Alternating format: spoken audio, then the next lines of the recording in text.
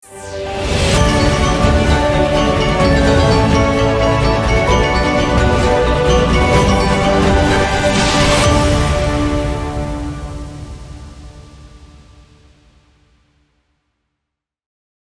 obrolan kita udah makin menarik ya Ibu di sini, apalagi tadi kita sudah bahas tentang bagaimana atau latar belakang dari tagline East Java Sustainable Investment Destination ini adalah bentuk komitmen pemerintah Provinsi Jawa Timur dan juga positioning Jawa Timur ini sendiri di dunia investasi ya Ibu. Tapi kan di sini kalau kita bahas soal branding tanpa aksi nyata itu kan ibaratnya kita makan sayur asem tanpa garam ya Ibu, alias agak kurang sedep gitu. Nah ini justru yang bikin saya penasaran Ibu Norma. Sebenarnya gimana sih Bu strateginya dari DPM PTSP ini untuk memasukkan branding ini ke dalam program nyata itu Ibu? Karena kan kalau kita lihat pasti kalau di lapangan ini tantangannya pasti nggak sedikit ya Ibu. Baik, jadi sebenarnya kuncinya adalah konsistensi Mbak Tanti. Jadi tidak hanya kita melakukan promosi, tapi pembuktian fasilitasi di lapangan itu penting banget. Jadi nanti akan terbentuk trust ya. Jadi kita perlu mendorong kolaborasi lintas sektor pemerintah, kemudian akademisi dan lembaga yang lain seperti itu. Kita punya strategi untuk membangun brand ini, mungkin ada beberapa kebijakan, antara lain kebijakan yang ramah investor. Kemudian kita juga melakukan promosi, dan yang ketiga adalah pemilihan proyek investasi yang berkelanjutan. Untuk kebijakan yang ramah investor, kami melakukan penyederhanaan beberapa izin-izin yang akan diurus oleh si pelaku usaha. Wah berarti lengkap banget ya Ibu, ini udah benar-benar terkonsep dari hulu ke hilir gitu Ibu. Jadi memang sebagai pemerintah Jawa Timur juga kita harus mengkawal itu biar selaras ya Ibu dengan brandingnya gitu kan. Kemudian sebenarnya pelaku usaha itu juga bisa mengajukan fasilitasi insentif ke kami Bu, dengan persyaratan dan ketentuan yang berlaku. Jadi mereka bisa mengajukan baik PMA maupun PMDN yang ada di Jawa Timur. Kemudian kalau kita promosi, kita punya beberapa platform, yaitu ada Poin Jatim. Di situ ada beberapa potensi Jawa Timur, baik itu proyek maupun supporting system kita seperti apa, baik infrastruktur, kemudian energi, kemudian ada suplai air dan seterusnya seperti itu. Kemudian yang ketiga adalah pemilihan proyek investasi yang berkelanjutan. Ini yang harus tepat Bu Ana. Jadi kadang si investor datang ke Jawa Timur itu sesuai kebutuhannya masing-masing. Jadi kami yang menyesuaikan butuh apa mereka, kita yang akan menyesuaikan kebutuhan untuk pada saat memfasilitasi seperti itu. Berarti selain memberikan kebijakan yang tegas-tegas juga, pemerintah ternyata juga fleksibel juga ini Ibu. Sangat fleksibel mengikuti bagaimana nanti investor ke depannya biar bisa melihat Jawa Timur tuh jadi destinasi yang lebih fleksibel juga gitu kan. Nah sekarang saya ke Bu Ana lagi nih Bu. Bu Ana, dengan berbagai kanal promosi yang udah dilakukan dari DPM PTSP Provinsi Jawa Timur ini, menurut Ibu Ana apakah pesan dari branding ini sebenarnya sudah cukup tepat sasaran gitu Ibu ke target audience yang mana ini adalah calon investor? Ya gitu. Ini kalau saya juga mendengarkan ya, jadi tadi pemaparan yang disampaikan oleh Bu Norma, dari mulai program sendiri, dari mulai promosi sebenarnya sudah cukup, effortnya tuh sudah sangat tinggi ya, udah promosinya juga udah efektif dan sebagainya. Namun di sini mungkin ada sedikit sih saya ingin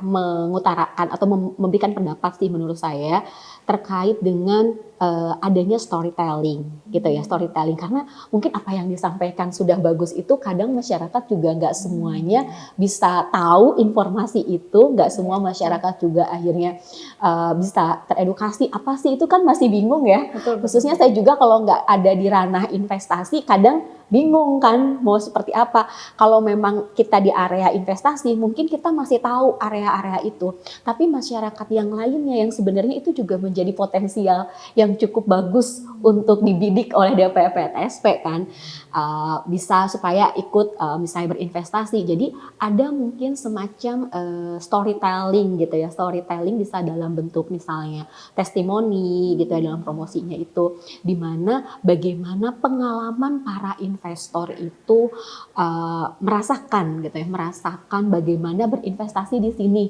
merasakan bagaimana ketika mereka proses mau investasi dan sampai akhirnya sudah berinvestasi gitu ya.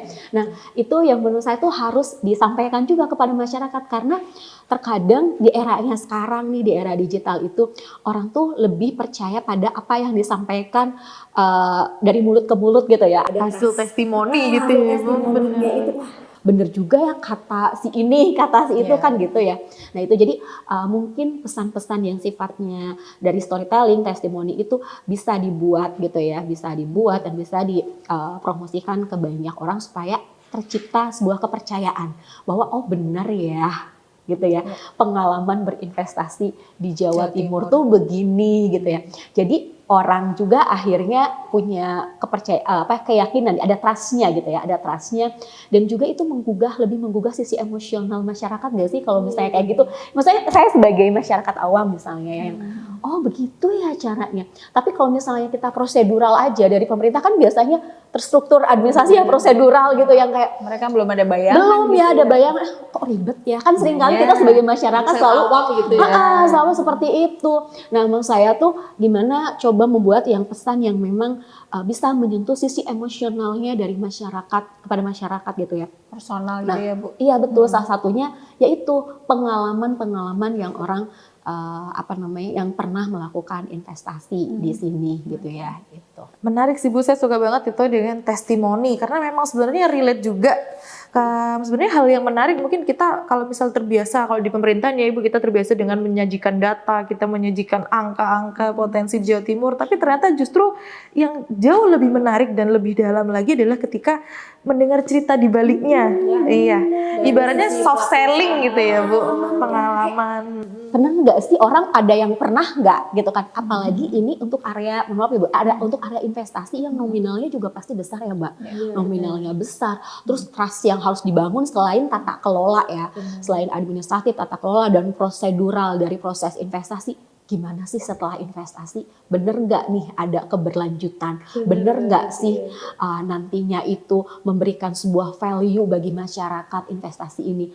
Nah itu sih, dan maksudnya menurut saya jauh lebih luas lagi untuk bisa menjangkau, karena masyarakat kita itu butuh pengetahuan terkait investasi dan juga butuh kesadaran gitu ya. Jadi mungkin belum bisa menyentuh sisi calon investor yang sebenarnya dia punya potensi nih untuk bisa tapi nggak tahu, Mungkin kurang yakin gitu ya. nggak sadar, nggak yakin, nggak suka. Jadi kalau di teori sikap itu ya, kalau misalnya itu tuh ada yang namanya tuh kita sisi kognitifnya itu yang harus dipenuhi, terus sisi afektifnya, perasaannya, baru setelah itu adalah dia mau melakukan gitu. Nah, storytelling itu menurut saya bisa cukup menyentuh di area lapisan kedua gitu dari sikap, adalah dari sisi afektifnya, mungkin sisi emosionalnya kan, yang memang bisa nanti dibangun di masyarakat gitu sih.